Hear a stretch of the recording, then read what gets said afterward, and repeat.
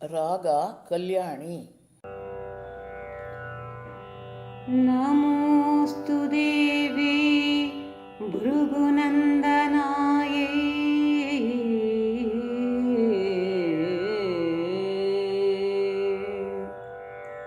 ನಮೋऽस्तु ವಿಷ್ಣುರುರಸಿ ಸ್ಥಿತಾಯೈ ನಮೋऽस्तु ಲಕ್ಷ್ಮೈ ಕಮಲಾಲಯಾಯೈ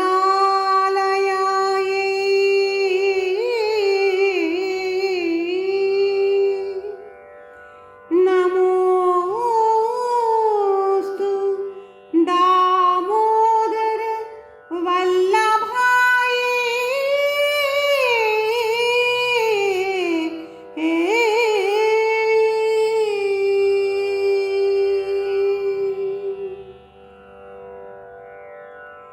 ಸತ್ವ ಪರಿಗಿಸಲು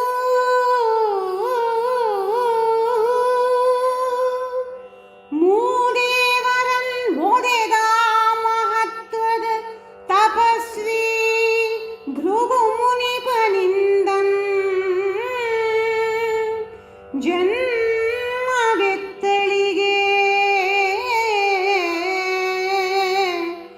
ವಿಷ್ಣುವಿನ ವಕ್ಷದೊಳ್ ನೆಲೆ ನಿಂತ ಮಹಿಮಾನ್ವಿತೆಗೆ ವಂದನೆ.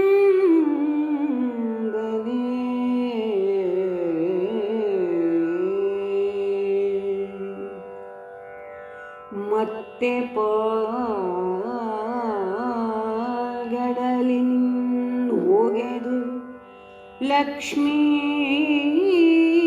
ರೆಸರಿನಿಂ ಸ್ತುತ್ಯಳೆಂದೆನಿಸಿ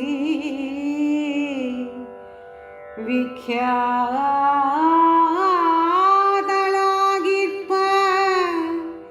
ಸದ್ಗುರುತ್ತದಿಂ ಕಮಲಪೀಠಸ್ಥೆಯ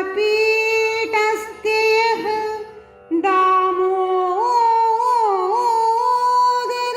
ಸತಿಗೆ ನಮನಗಳು.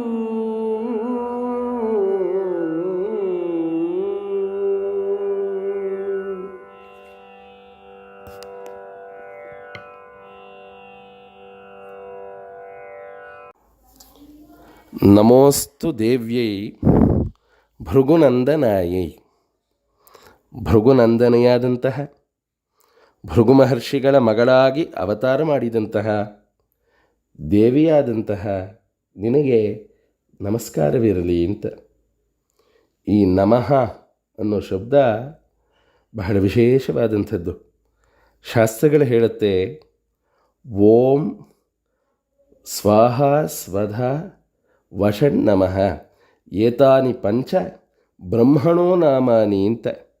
ಈ 5 ಓಂಕಾರ, ಸ್ವಾಹ ಸ್ವಧ ವಷಟ್ ನಮ, ಈ 5 ಬ್ರಹ್ಮಸಂಜ್ಞಿಕವಾದಂತಹ ಶಬ್ದಗಳು. ಇದಕ್ಕೆ ಮುಖ್ಯಾರ್ಥ ಪರಬ್ರಹ್ಮ ಸಚ್ಚಿದಾನಂದ ಅಂತ. ಹಾಗೆ ಓಂಕಾರದ ಮಟ್ಟದಲ್ಲಿ ರುದ್ರಾಧ್ಯಾಯದ ಭಾಷ್ಯದಲ್ಲಿ ನಮಃ ಶಬ್ದವನ್ನು ನೋಡಿದ್ದಾರೆ. ಅಂತಹ ವಿಶೇಷವಾದಂತಹ ಶಬ್ದ ನಮಃ ಅಂತನ್ನೋದು. ನಮೋಸ್ತು ಭೃಗುನಂದನಾಯಿ. ಭೃಗುನಂದನೆ. ವೈವಸ್ವತ ಮನ್ವಂತರದಲ್ಲಿ ಭೃಗು ಮಹರ್ಷಿಗಳು ಸಾಕ್ಷಾತ್ ಚತುರ್ಮುಖ ಬ್ರಹ್ಮನ ಹೃದಯ ಭಾಗದಿಂದ ಅವತರಿಸ್ತಾರೆ ಅಂತ. ಮಹಾನುಭಾವರು. ಅವರಿಗೆ ಖ್ಯಾತಿ ಅಂತ ಧರ್ಮಪತ್ನಿ ಕವಿ ಚ್ಯವನ ಅಂತ 2 ಮಕ್ಕಳು. ಸಾಕ್ಷಾತ್ ಜಗನ್ಮಾತೆ ಲಕ್ಷ್ಮಿ ಅವರೀರ್ವರ ದಂಪತಿಗಳ ಮಗಳಾಗಿ ಅವತಾರ ಮಾಡಿರ್ತಾಳೆ. ಹಾಗಾಗಿ ಭೃಗುನಂದನೆ ನೀನು, ದೇವಿ ನೀನು. ದೇವಿ ಅಂತಂದರೆ ದ್ಯೋತನವತಿ ಅಂತ ಅರ್ಥ. ಯಾವ ಪ್ರಕಾಶ ಎಲ್ಲವನ್ನೂ ಬೆಳಗ್ತಾ ಇದೆಯೋ, ಎಲ್ಲವನ್ನೂ ಅರಿಯುತ್ತಾ ಇದೆಯೋ, ಅರಿವಿನ ಸ್ವರೂಪವಾಗಿದೆಯೋ, ಎಲ್ಲವನ್ನೂ ತಿಳಿಯುವಂತಹ ಬುದ್ಧಿಯೂ ಯಾವುದಕ್ಕೆ ಗೋಚರವಾಗುತ್ತೋ ಅಂತಹ ದ್ಯೋತನವತಿ, ಸ್ವಯಂ ಪ್ರಕಾಶ ರೂಪಳು ನೀನು, ದೇವಿ ನೀನು ಅಂತ ಅರ್ಥ. ನಮೋಸ್ತು ವಿಷ್ಣೋ ಉರಸಿ ಸ್ಥಿತಾಯೈ. ವಿಷ್ಣೋ ವಿಶುದ್ರ ವ್ಯಾಪ್ತವು ಅಂತ ಧಾತು. ಎಲ್ಲ ಕಡೆಯಲ್ಲೂ ವ್ಯಾಪಿಸಿರುವಂತಹ ಶ್ರೀಮನ್ನಾರಾಯಣ ವಿಷ್ಣುವಿನ ಉರಸಿ ಸ್ಥಿತಾಯೈ, ಉರದೇಶದಲ್ಲಿ ಹೃದಯ ಭಾಗದಲ್ಲಿ ಇರುವಂಥವಳು ನೀನು ಅಂತ. ಆ ಪರಮಾತ್ಮನಿಗೆ ನಿನ್ನನ್ನು ಕಂಡ್ರೆ ಎಷ್ಟು ಪ್ರೇಮ ಅಂತಂದರೆ ನಿನ್ನನ್ನು ಎದೆ ಭಾಗದಲ್ಲೇ ಇಟ್ಕೊಂಡ್ಬಿಟ್ಟಿದ್ದಾನೆ. ಹಾಗಾಗಿಯೇ ಅವನು ಶ್ರೀನಿವಾಸನಾಗಿದ್ದಾನೆ ಅನ್ನುವಂತಹ ಭಾವ. ಇದರ ಒಳಗಿನ ಅರ್ಥ ವೇದಗಳು ಹೇಳುತ್ತೆ, ಅಂಗುಷ್ಠ ಮಾತ್ರ ಪುರುಷ ಅಂಗುಷ್ಠಂಚ ಸಮಾಶ್ರಿತ ಅಂತ. ನಮ್ಮೆಲ್ಲರ ಹೃದಯ ಭಾಗದಲ್ಲಿ ಬಲ ಹೆಬ್ಬೆರಳಿನ ಗಾತ್ರದಲ್ಲಿ ಚೈತನ್ಯ ರೂಪಿ ಪರಮಾತ್ಮ ಇರ್ತಾನೆ ಅಂತ ವೇದ ಹೇಳುತ್ತೆ.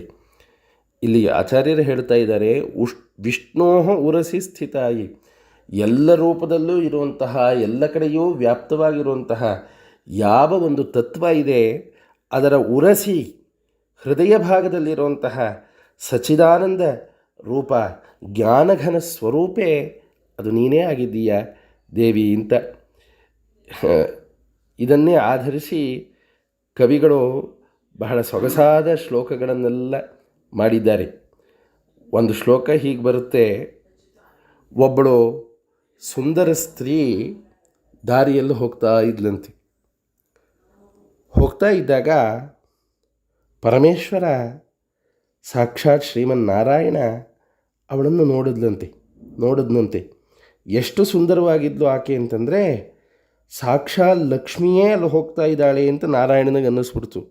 ಹಾಗಾಗಿ ಎದೆ ನೋಡ್ಕೊಂಡಂತೆ, ಎದೆಯಲ್ಲಿ ಲಕ್ಷ್ಮಿ ಇದ್ದಾಳೋ ಅಥವಾ ಅವಳೇ ಇಳಿದು ಹೋಗ್ಬಿಟ್ಟಿದ್ದಾಳೋ ಅಂತ, ಅಷ್ಟು ರೂಪವತಿಯಾಗಿದ್ಲು ಆ ಕನ್ಯೆ ಅಂತ. ಈ ರೀತಿ ಬಹಳ ಶ್ಲೋಕಗಳನ್ನು ಇದನ್ನೇ, ಈ ವಿಷಯವನ್ನೇ ಆಧರಿಸಿ ಮಾಡಿದ್ದಾರೆ. ನಮೋಸ್ತು ಲಕ್ಷ್ಮ್ಯೈ ಕಮಲಾಲಯಾಯೈ, ನೀನು ಲಕ್ಷ್ಮಿ ಅಂತ. ಲಕ್ಷ ದರ್ಶನ ಆಕಾಂಕ್ಷೆಯೋ ಅಂತ ಧಾತು.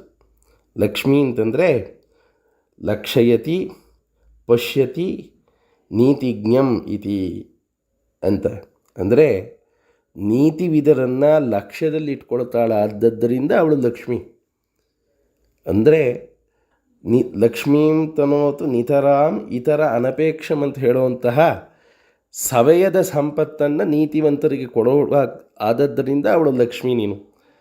ಅಂತಹ ದೇವಿ ಕಮಲಾಲಯಾಯೈ, ಯಾವಾಗಲೂ ಕಮಲದಲ್ಲಿ ನಿತ್ಯವೂ ವಾಸ ಮಾಡುವಂಥವಳು.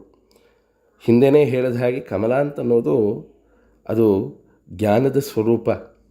ಕುಂಡಲಿನಿ ಯೋಗದಲ್ಲಿ ಸಹಸ್ರಾರ ಕಮಲದಲ್ಲಿ ನಿತ್ಯ ವಾಸಿಸ್ತಾಳೆ ದೇವಿ ಅಂತ. ಸಹಸ್ರಾರ ಸರೋಜಾತ ವಾಸಿತಾಯೈ ನಮೋ ನಮಃ ಅಂತ ಲಲಿತಾ ಅಷ್ಟೋತ್ರ. ಸಹಸ್ರಾರ ಕಮಲದಲ್ಲಿ ದೇವಿ ನಿತ್ಯವೂ ವಾಸಿಸ್ತಾಳೆ. ಅಮೃತಧಾರೆಯನ್ನು ಸುರಿಸ್ತಾ ಇರ್ತಾಳೆ, ಅಂದರೆ ಜ್ಞಾನಧಾರೆಯನ್ನು ಸುರಿಸ್ತಾ ಇರ್ತಾಳೆ. ಎಲ್ಲ ಜೀವರು ಅಮರತ್ವವನ್ನು ಪಡ್ಕೊಳ್ಳಿ, ಈ ಜಡವಾದಂತಹ ಸಾವನ್ನು, ಈ ಜಡವಾದಂತಹ ಶರೀರವನ್ನು ಬಿಟ್ಟುಬಿಡಲಿ ಅಂತನ್ನೋದು ಅವಳ ಆಶಯವಾಗಿದೆ. ಅಂತಹ ಕಮಲದಲ್ಲಿ ನಿತ್ಯವೂ ವಾಸ ಮಾಡೋಳು ಅಂತಲೂ ಅರ್ಥ. ಪುರಾಣಗಳ ಕಥೆ ಬರುತ್ತೆ, ವಿಷ್ಣುವೇ ಆದಿತ್ಯ ರೂಪಿಯಾದಾಗ ನಿತ್ಯವೂ ರಮಿಸಬೇಕು ಅಂತ ಹೇಳಿ ದೇವಿ ಕಮಲದಲ್ಲಿ ಕೂತ್ಕೊಂಡ್ಲು ಅಂತ. ಆದಿತ್ಯನಿಂದ ಕಮಲ ಅರಳುತ್ತೆ, ನಾನು ಅಲ್ಲೇ ಇದ್ದು ಬಿಡ್ತೀನಿ ಅಂಥೇಳಿ ದೇವಿ ಕಮಲವಾಸಿನಿ ಆದಲು ಅಂತ ಕಥೆ ಬರುತ್ತೆ. ಅಂಥವಳು ನೀನು. ನಮೋಸ್ತು ದಾಮೋದರ ವಲ್ಲಭಾಯೈ, ಯಮಳಾರ್ಜುನರನ್ನು ಉದ್ಧರಿಸಬೇಕು ಅಂಥೇಳಿ ಹಗ್ಗವನ್ನು ಕಟ್ಟಿಕೊಂಡೆ ತಾಯಿ ಯಶೋದೆ ಉರುಳು ಕಲ್ಲಿಗೆ ಕಟ್ಟಾಕಿರ್ತಾಳೆ. ಹಗ್ಗ ಹೊಟ್ಟೆಯ ಭಾಗದಲ್ಲೇ ಇರುತ್ತೆ, ಅದನ್ನೇ ಎಳ್ಕೊಂಡು ಹೋದವನು ಅಂತ. ದಾಮ ಅಂದರೆ ಹಗ್ಗ, ಅದು ಉದರ ಭಾಗದಲ್ಲಿ ಯಾರಿಗಿತ್ತೋ ಅಂಥವನು ದಾಮೋದರ. ಅಂತಹ ಭಗವಂತನಿಗೆ ವಲ್ಲಭಾಯೈ, ಅತ್ಯಂತ ಪ್ರೀತಿಯುಕ್ತಳಾದವಳು ಅಂತ. ಎಷ್ಟು ಪ್ರೀತಿಯುಕ್ತಳಾದವಳು ಅಂದರೆ ಈ ಶ್ಲೋಕದಲ್ಲೇ ಹಿಂದೆ ಬಂದುಬಿಟ್ಟಿದೆ. ವಿಷ್ಣೋ ಉರಸಿ ಸ್ಥಿತಾಯಿ, ಆ ಪರಮಾತ್ಮನ ಎದೆ ಭಾಗದಲ್ಲಿ ನಿತ್ಯವೂ ವಾಸ ಮಾಡುವಷ್ಟು ಆ ಭಗವಂತನಿಗೆ ಪ್ರಿಯಳಾದವಳು ನೀನು ಅಂತ. ಇದರಲ್ಲಿ ಒಂದು ಸ್ವಾರಸ್ಯ ಏನು ಅಂತಂದರೆ, ಲಕ್ಷ್ಮೀ ಅಂತ ಆಚಾರ್ಯರು ಹೇಳಿದ್ದಾರೆ. ಲಕ್ಷ್ಮಿ ಅಂದರೆ ಏನು ವಿಶೇಷ ಅಂತಂದರೆ, ಹಿಂದೆನೇ ಹೇಳಿದ ಹಾಗೆ ನೀತಿ ವಿಧಾನ್ ಪಶ್ಯತಿ ಲಕ್ಷಯತಿ ಇತಿ ಲಕ್ಷ್ಮಿ. ಅಮ್ಮ ತಾಯೇ, ಈಕೆ ಇದ್ದಾಳಲ್ಲ ಈ ಬಡ ಸ್ತ್ರೀ, ಹಿಂದಿನ ಜನ್ಮದಲ್ಲಿ ಯಾವುದೋ ಪಾಪ ಮಾಡಿರಬಹುದು, ಆದರೆ ಒಬ್ಬ ಬ್ರಹ್ಮಚಾರಿಯನ್ನು ಹೇಗೆ ನೋಡ್ಕೋಬೇಕು, ಅವನು ಭಿಕ್ಷೆಗೆ ಬಂದಾಗ ಹೇಗೆ ನಡ್ಕೋಬೇಕು ಅನ್ನೋಂತಹ ನೀತಿ ಇವಳಿಗೆ ಗೊತ್ತು. ಹಾಗಾಗಿ ಇವಳು ನೀತಿವಿದಳಾಗಿದ್ದಾಳೆ, ಮಹತ್ಪುಣ್ಯವನ್ನು ಮಾಡಿದ್ದಾಳೆ. ಹಾಗಾಗಿ ಇವಳಿಗೆ ಅನುಗ್ರಹಿಸು. ಯಾಕೆಂದರೆ ನಿನ್ನ ಹೆಸರಲ್ಲೇ ಇದೆ, ನೀತಿವಂತರನ್ನು ನೀನು ಲಕ್ಷ್ಯದಲ್ಲಿ ಇಟ್ಕೊಳ್ತೀಯ, ಅವ್ರಿಗೆ ಅನುಗ್ರಹಿಸ್ತೀಯ. ಈಕೆ ನೀತಿವಿದಳಾಗಿದ್ದಾಳೆ ಈ ಬಡ ಸ್ತ್ರೀ, ಇವಳಿಗೆ ಅನುಗ್ರಹಿಸು ಅಂತ ಆ ಒಂದು ಧ್ವನಿನೂ ಕೂಡ ಇದರೊಳಗೆ ಇದೆ. ಶಂಕರ ದಿಗ್ವಿಜಯದಲ್ಲಿ ಬರುತ್ತೆ. ಲಕ್ಷ್ಮೀ ಆಚಾರ್ಯರು ಪ್ರತ್ಯಕ್ಷ ಆಗಿ ಕೇಳ್ತಾಳೆ, ಅಲ್ಲಪ್ಪ ಬಾಲಶಂಕರ, ನೀನು ಅನುಗ್ರಹ ಮಾಡು ಅಂತ ಹೇಳ್ತೀಯ, ಏನೂ ಪುಣ್ಯವನ್ನೇ ಮಾಡಿಲ್ವಲ್ಲಪ್ಪ, ಹಿಂದಿನ ಜನ್ಮದಲ್ಲಿ ಬರೀ ಪಾಪವನ್ನೇ ಮಾಡಿಬಿಟ್ಟಿದ್ದಾಳೆ ಅಂತ ಅನ್ನೋಣ. ಈಗ ನನಗೊಂದು ಆಮಲಕವನ್ನು ಕೊಟ್ಲಲ್ಲ, ಒಣಗೋಗಿದೆಯೋ ಹಾಳಾಗಿದೆಯೋ ಏನಾದರೂ ಆಗಿರಲಿ, ನನ್ನಂಥವನಿಗೆ ಆಮಲಕ ಕೊಟ್ಟರು ಪುಣ್ಯ ಉಂಟೋ ಇಲ್ವೋ ಅಂತ ಬಾಲಶಂಕರರು ಕೇಳ್ತಾರೆ. ಹೌದು ಉಂಟು ಅಂತ ಲಕ್ಷ್ಮಿ ಹೇಳ್ತಾಳೆ. ಹಾಗಾದರೆ ಆ ಪುಣ್ಯಕ್ಕೇ ಅನುಗ್ರಹ ಮಾಡು ಅಂತ ಆಚಾರ್ಯರು ಹೇಳ್ತಾರೆ. ಆ ಧ್ವನಿಯೂ ಕೂಡ ಇದರಲ್ಲಿ ಸೇರಿಕೊಂಡಿದೆ ಲಕ್ಷ್ಮೀ ಅನ್ನುವಂತಹ ಪದದಲ್ಲಿ ಅಂತ ಅನ್ನೋದು ವಿಶೇಷ.